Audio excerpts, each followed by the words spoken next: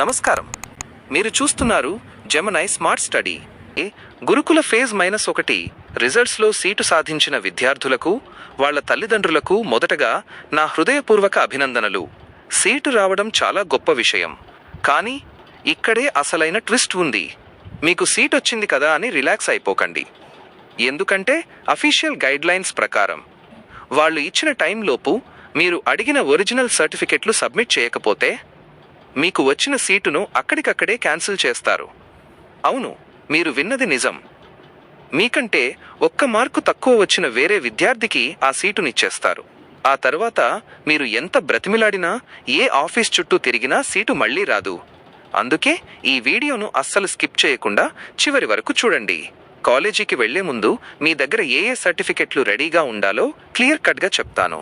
Phase -1లో select అయిన వాళ్ళు counselling లేదా కాలేజీ రిపోర్టింగ్కి వెళ్ళేటప్పుడు ఈ క్రింది సర్టిఫికెట్లను ఒరిజినల్స్తో పాటు 2 లేదా 3 సెట్ల జిరాక్స్ కాపీలను ఖచ్చితంగా తీసుకెళ్లాలి. నోట్ చేసుకోండి. 1. Call letter. ఇప్పుడు అఫీషియల్ వెబ్సైట్ నుండి మీరు డౌన్లోడ్ చేసుకున్న allotment call letter printout. 2. Hall ticket మరియు ర్యాంక్ కార్డ్, మీరు రాసిన entrance exam hall ticket. 3. 10 TH class marks memo. మనకి ఒరిజినల్ మెమో రావడానికి టైం పడుతుంది కాబట్టి ఇంటర్నెట్లో వచ్చిన మార్క్స్ మెమో ప్రింట్అవుట్ తీసుకెళ్ళాలి. దీనిపై మీ స్కూల్ హెడ్ మాస్టర్ సంతకం, స్టాంప్ ఉంటే ఇంకా మంచిది. 4. TC ట్రాన్స్ఫర్ సర్టిఫికేట్, మీ స్కూల్లో ఇచ్చే ఒరిజినల్ TC. 5.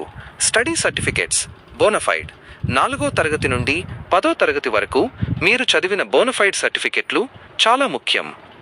దీని ద్వారానే మీ లోకల్ ఏరియాను డిసైడ్ చేస్తారు. 6. కుల ధృవీకరణ పత్రం క్యాస్ట్ సర్టిఫికేట్, మీ కేటగిరీ SC, సెయింట్, BC రిజర్వేషన్ వర్తించాలంటే ఇది లేటెస్ట్ది ఉండాలి. 7. ఆదాయ ధృవీకరణ పత్రం ఇన్కమ్ సర్టిఫికేట్, తల్లిదండ్రుల latest income certificate. 8. Passport size ఫోటోలు, కనీసం 5 నుండి 6 రీసెంట్ ఫోటోలు దగ్గర పెట్టుకోండి.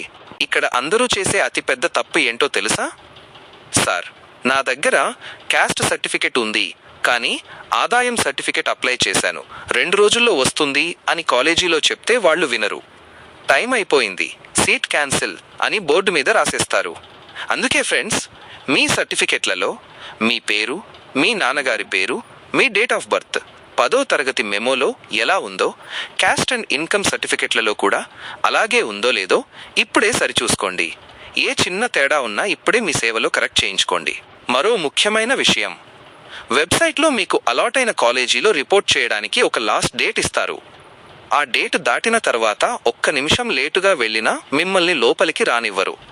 కాబట్టి లాస్ట్ డేట్ వరకు వెయిట్ చేయకుండా 1-2 రోజుల ముందే కాలేజీకి వెళ్ళి రిపోర్ట్ చేయండి. కష్టపడి ఎంట్రన్స్ ఎగ్జామ్ రాసి సాధించుకున్న సీటును కేవలం ఒక సర్టిఫికెట్ లేదనో లేక లేటుగా వెళ్ళామనో పోగొట్టుకోవద్దు. ఈ ఇన్ఫర్మేషన్ మీకు హెల్ప్ఫుల్గా అనిపిస్తే వెంటనే మీ ఫ్రెండ్స్ వాట్సాప్ గ్రూపులకి, గురుకుల ఎగ్జామ్ రాసిన మీ క్లాస్మేట్స్ అందరికీ ఈ వీడియోను ఇప్పుడే షేర్ చేయండి. వాళ్ళ సీటును మీరు కాపాడిన వాళ్ళు అవుతారు. ఇలాంటి మరిన్ని జెన్యూన్ అప్డేట్స్ కోసం మన ఛానల్ని ఇప్పుడే సబ్స్క్రైబ్ చేసుకోండి. All the best.